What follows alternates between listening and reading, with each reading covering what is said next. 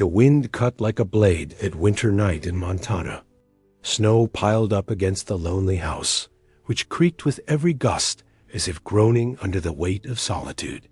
Inside, Daniel Callahan tightened the final screw on an unfinished invention, the fireplace casting long dancing shadows across aged wooden walls.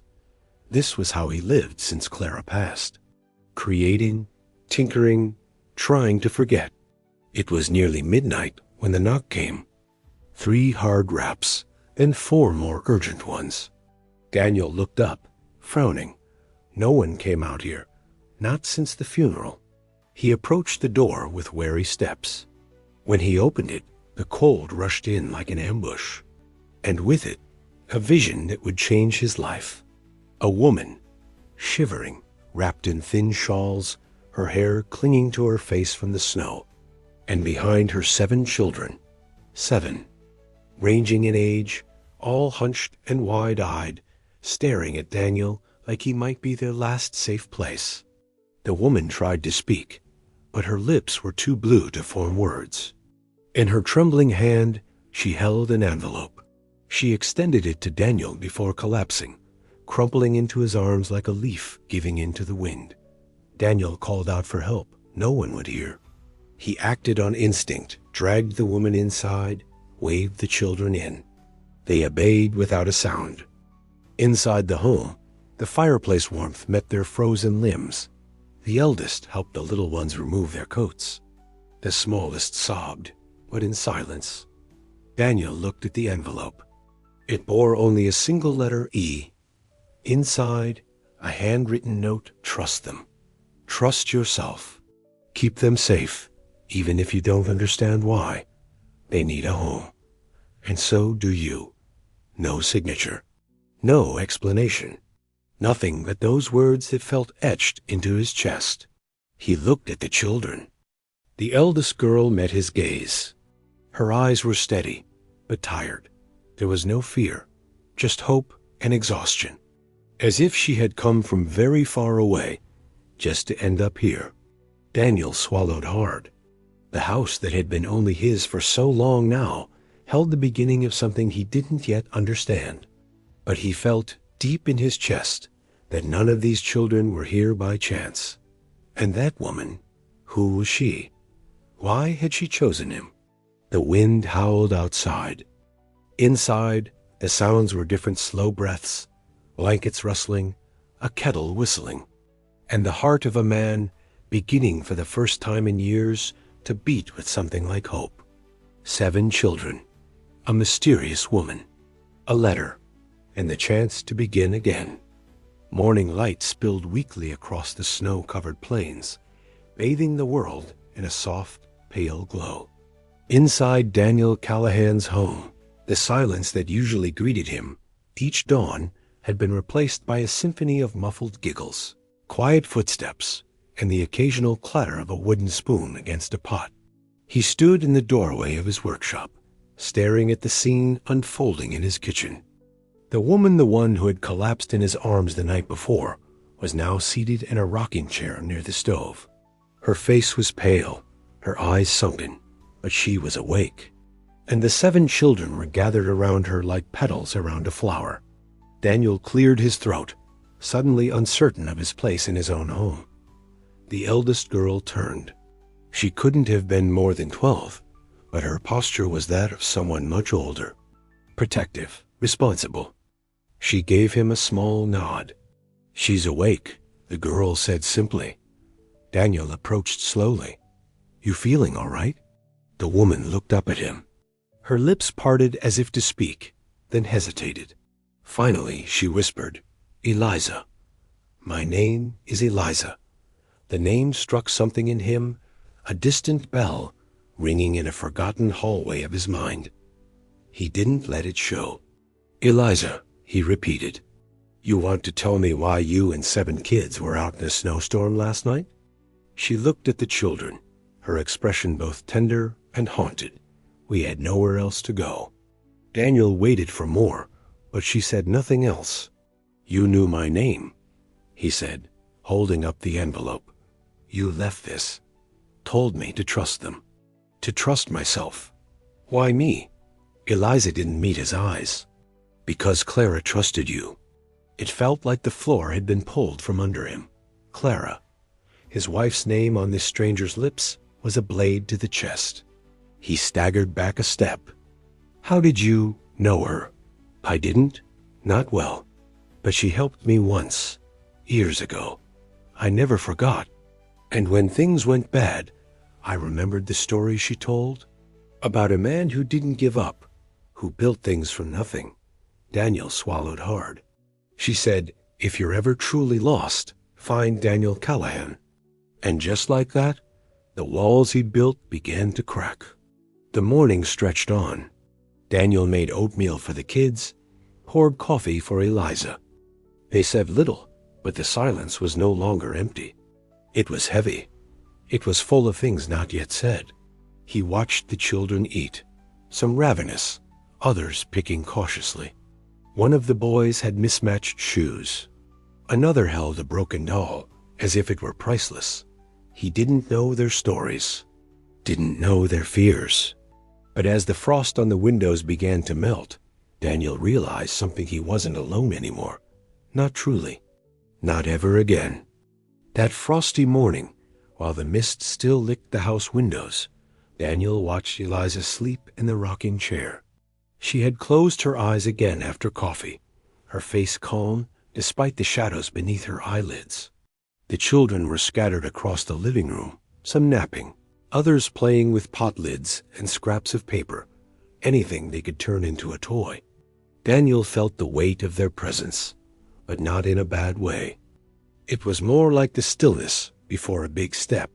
The letter remained in his pocket. He had read it at least 20 times that morning, searching for clues, answers, or at least a full name.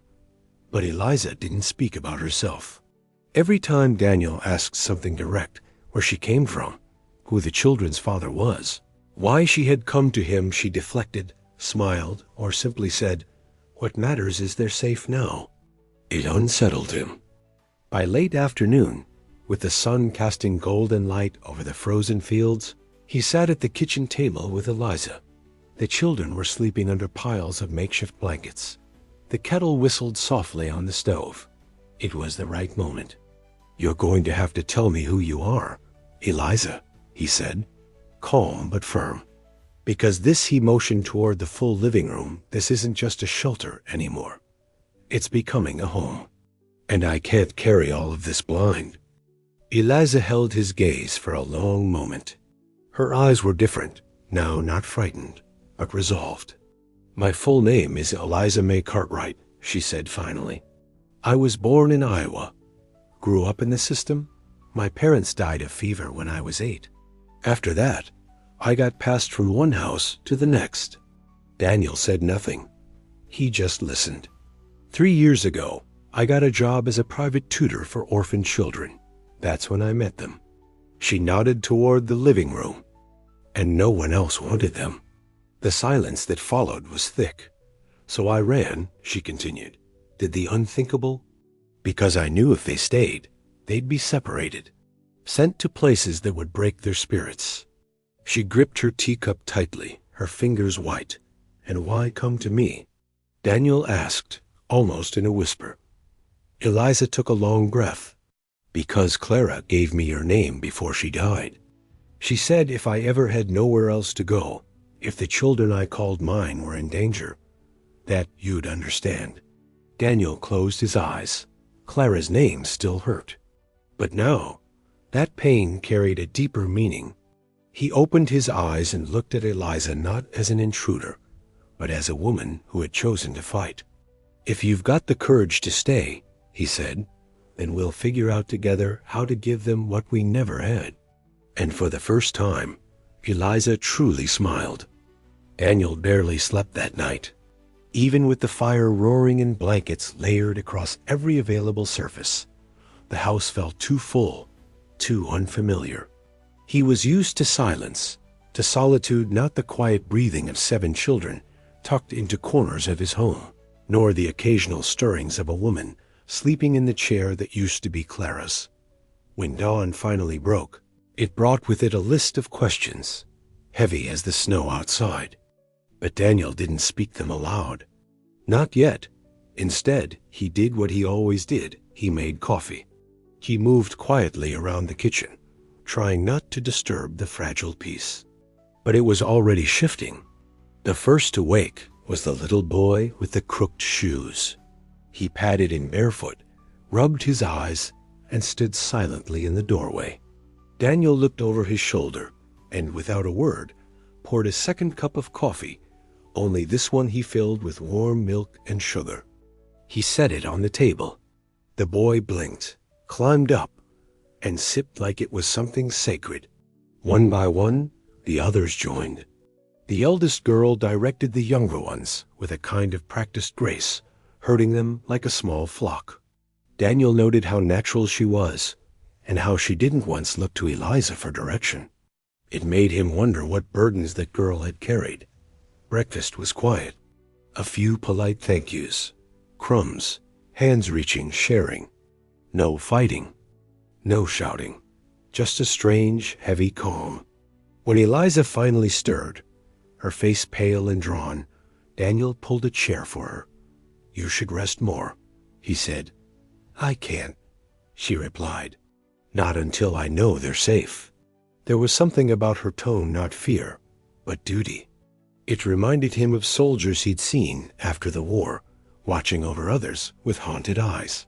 Daniel spent the morning splitting wood, needing the rhythm, the weight. Every swing of the axe helped push down the panic rising in his chest.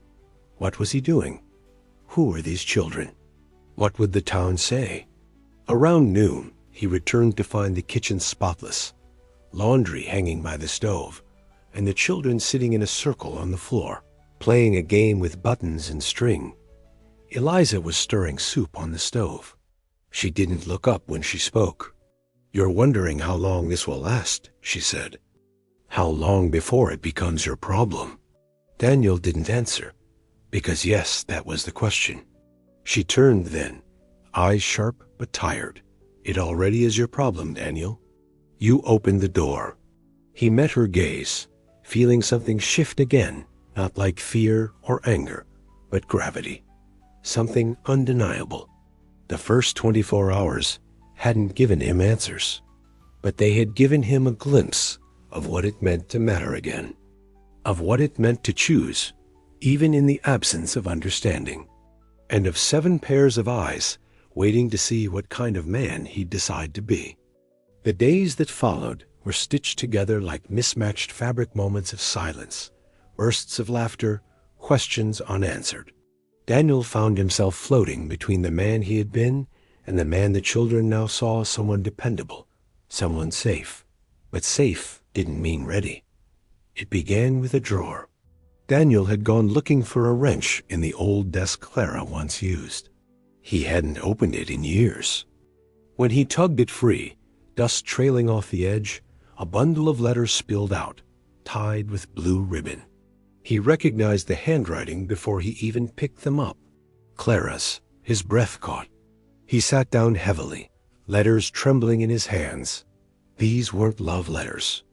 They were unsent, addressed to no one, pages of thoughts she had written in the months before she died. As he read, the room faded. Her voice echoed in his memory. "I see him fading. Not in body, but in spirit. He still invents, still tinkers, but there's no wonder left in it. I don't know how to bring him back. I don't know if I can." Daniel's throat tightened. Page after page, Clara spoke of her worry for him, her loneliness inside their marriage, her desire to leave behind more than just absence. And then, in the final letter, "If I go first, I pray someone finds him. Someone brave enough to wake the part of him that remembers how to love, that remembers who he is." He folded the letter with trembling hands.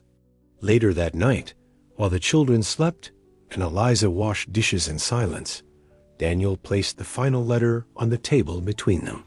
She didn't ask what it was. Just read. When she looked up, there were tears in her eyes. "She knew," Eliza whispered. "Even then, she knew you were meant to be more than alone. Daniel nodded, not trusting his voice. "I think she chose you for us," Eliza said. The room was quiet, but it wasn't empty. It was full of ghosts, full of grace, full of something neither of them could name.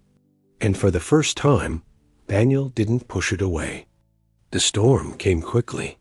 By mid-morning, the sky had turned to lead, and the wind howled like wolves at the door. Snow fell in sheets, blanketing the world outside in a suffocating silence. Daniel knew this kind of storm. It could trap a man for days, but he wasn't alone anymore. Inside, the house stirred with life. The children huddled near the fire, their cheeks rosy, their voices rising in laughter as they played games Eliza had taught them with sticks and string.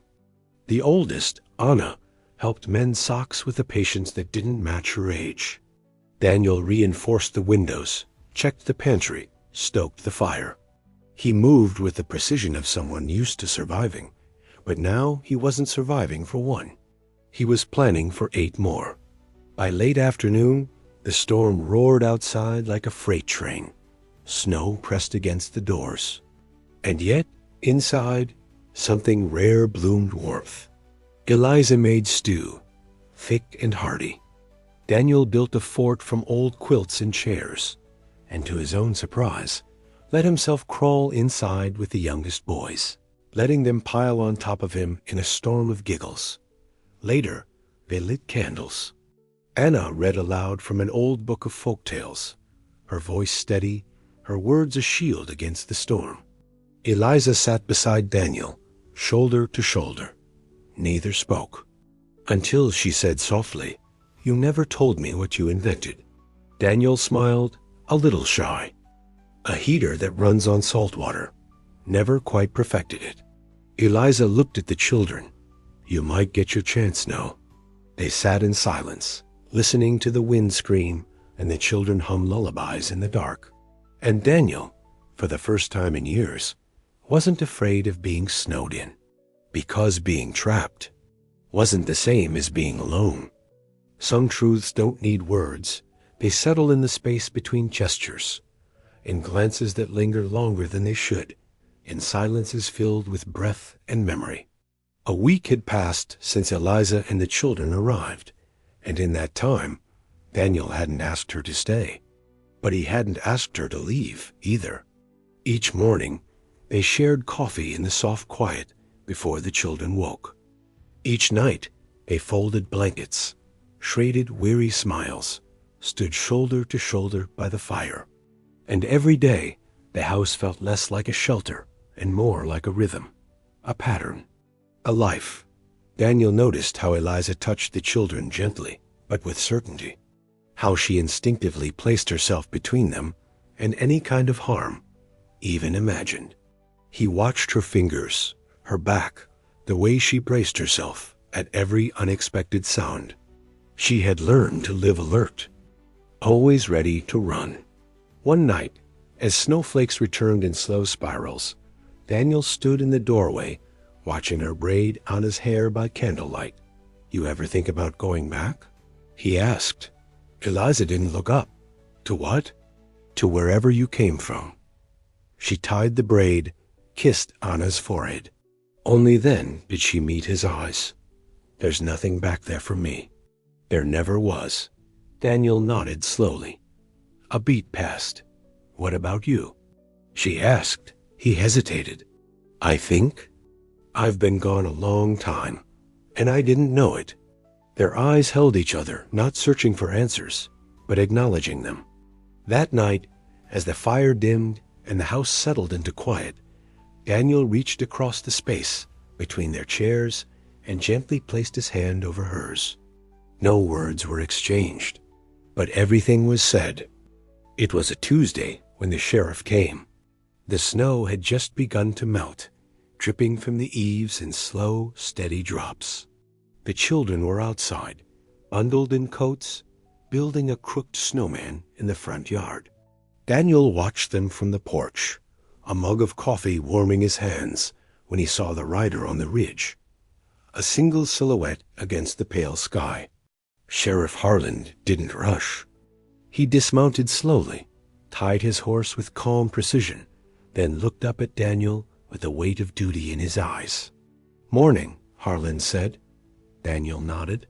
"You here on business?" Harland's gaze drifted to the children. "Depends. Mind if we talk?" Inside, Eliza stood by the stove, her back rigid the moment she saw the badge. Daniel's voice was firm but kind. "Sheriff wants a word." Harland removed his hat, nodded to Eliza. "Ma'am." They sat at the table. A kettle hissed. The silence hung thick. "Got a letter," Harland said, "from a judge back east. Says there's a missing woman. Former caretaker. Ran off with 7 wards from a church orphanage. Said she might head this way." Eliza didn't flinch. Daniel did. "They say anything about abuse?" he asked. Harland hesitated. "No. Just that she took them without legal leave. That she may be dangerous." Daniel looked at Eliza. Her face was calm, but her hands trembled slightly. "She doesn't strike me as dangerous," Daniel said. Harland exhaled. "No, me neither. But I gotta ask, are they safe here?" Daniel didn't even blink. "Yes. Will you vouch for her?" "I already did." The sheriff studied him a moment longer, then rose. "I never saw her. That's what I'll write." He tipped his hat to Eliza. "Keep those kids warm." As the door closed behind him, Eliza collapsed into a chair. Her face crumpled, hands covering her mouth. Daniel placed a hand on her shoulder. "He's not the only one willing to protect you," he said. Outside, the children laughed.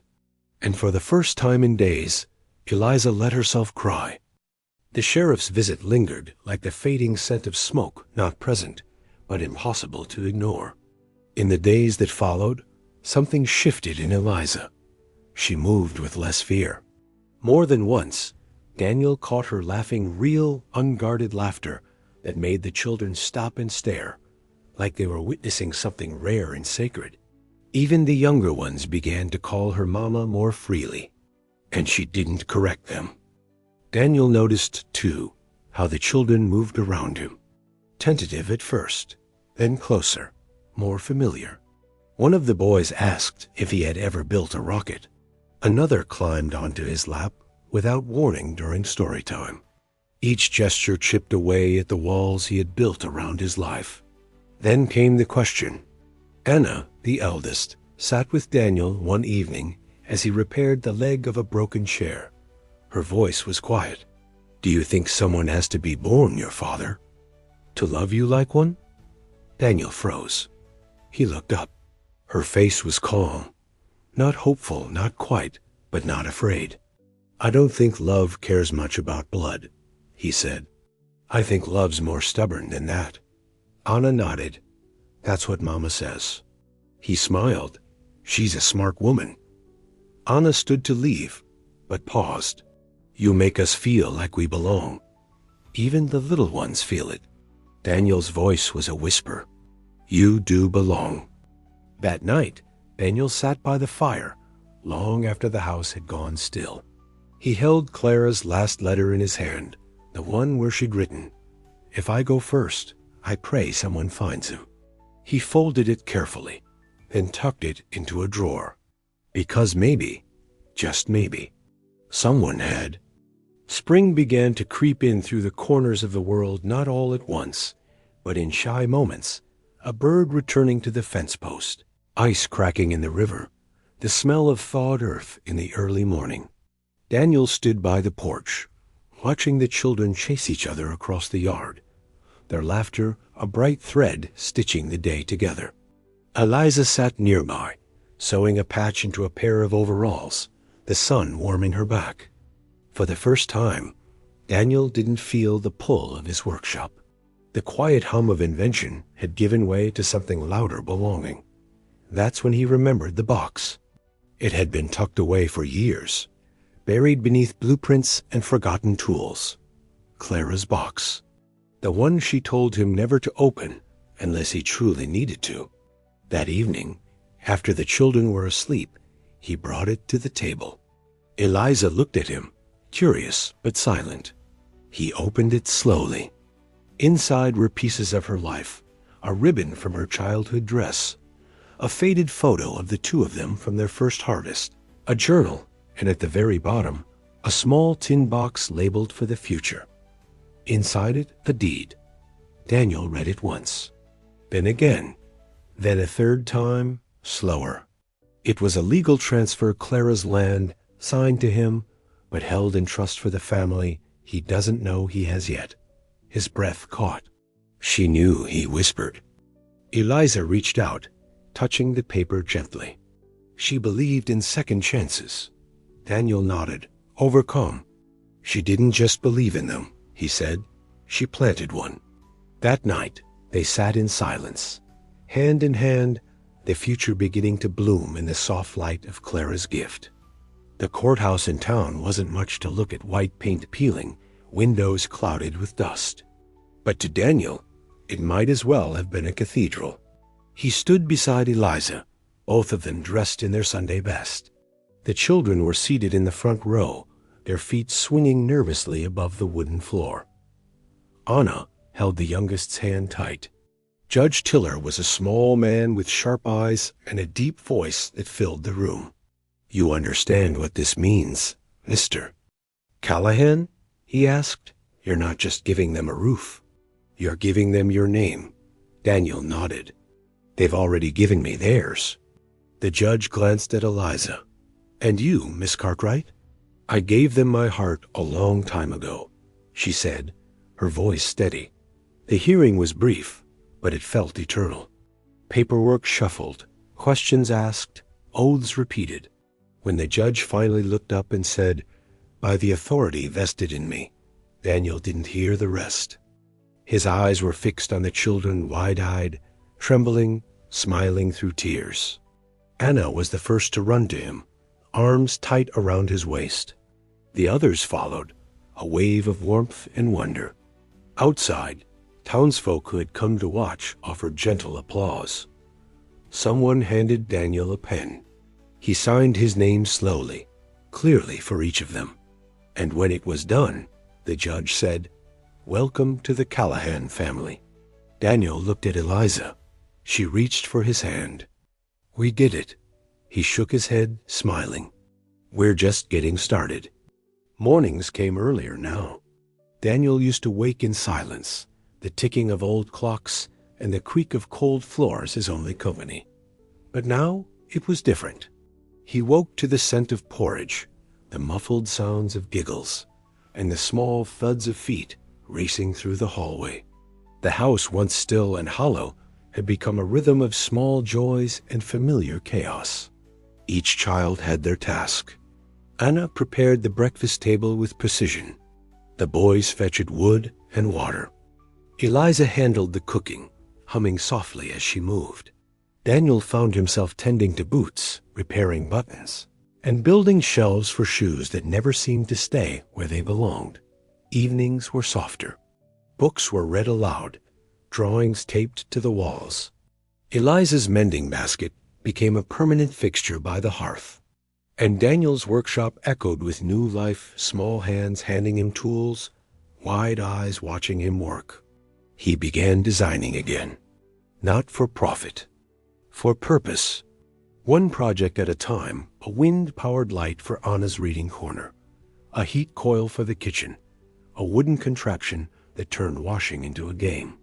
At night, after the last candle was blown out, Daniel and Eliza would sit on the porch, their fingers sometimes intertwined, sometimes just close enough to feel the warmth. "You think they'll remember this?" Eliza asked one night.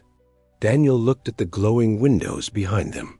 "I hope not everything, but enough to know they were safe and loved." The new routine wasn't easy, but it was full. And full was something Daniel had once forgotten how to be. Winter returned, but this time it felt different. The wind still howled. The snow still fell heavy on the roof. But inside the Callahan home, the cold met warmth not just from the fireplace, but from something deeper. Daniel and Eliza didn't speak much about presents. There was no money for extravagance. But the children didn't ask for toys. They asked if they could help hang pine branches over the mantel. They asked to sing carols. They asked if this year they could bake cookies together. A house filled with the scent of cinnamon and burnt edges. Eliza let them decorate unevenly. Daniel built a wooden sleigh from leftover scraps. Anna painted it bright red. On Christmas Eve, the family gathered around the fire. Each child received one gift, simple but made with intention. A carved whistle, a knitted scarf, a storybook with the child's name inside. And Daniel gave Eliza a small box. Inside, a brass pendant shaped like a flame. "For keeping the fire going," he said. She blinked back tears. "You built it with your own hands?" He nodded. Eliza smiled, closing her fingers around the gift. "Then I'll never take it off." They sang that night off key and loud. Laughter shook the walls. And when the youngest fell asleep on Daniel's chest, snoring softly, Eliza laid a blanket over them both. That night, Daniel looked around the room. He saw a tree lit by handmade candles. Children curled up like kittens. Eliza beside him, glowing in the firelight. It was the Christmas they never expected, and the only one they ever truly needed. Spring returned for real this time. The last of the frost melted from the fields, and tiny green shoots peeked out from the soil Daniel once let go to ruin. Birds nested in the rafters of the old barn. The sound of hammers and laughter echoed into the valley. The Callahan homestead was growing not just in number, but in purpose. Daniel had opened his workshop to teach the older children. Anna was already sketching her own designs. The boys fought over who got to pump the bellows. Eliza had started a garden with the younger ones, her hands in the dirt, her heart full. One afternoon, while mending the fence, Daniel paused to watch them, all of them. It hit him quietly. This was it. Not an accident, not a burden, a beginning. That evening, after supper, he stood before them all, nerves buzzing. "I've been thinking," he began. The room hushed. "I used to believe life ended when Clara died, that everything after was just surviving. But I was wrong. Life waited, for all of you, for this." He looked at Eliza. "I want to make it official. Not just the children. You." Her eyes widened.